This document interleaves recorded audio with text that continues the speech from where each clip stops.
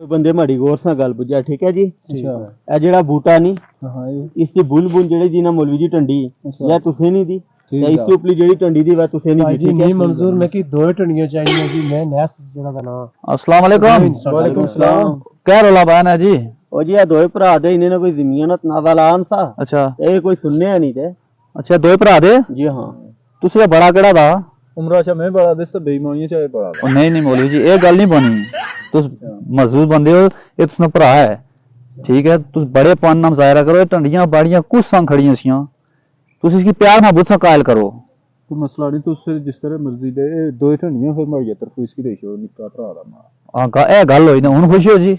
जी कोई मसला नहीं, माड़े बड़े भरा दे कोई मसला नहीं है। लेकिन जेड़ा तना टंडियां हो रखी ने कोई मसला नहीं। लेकिन कि मना करो कि रोज जिरगे ना लाया करें यार, हर रोज जिरगे लाई। देखो ना तुस प्यार मोहब्बत से रहे तो जिरगा वैसे नहीं लगना। ते टंडियां बड़ियां कुछ खादियां सियां, प्यार मोहब्बत से रहो तो ठीक है। चलो हैं।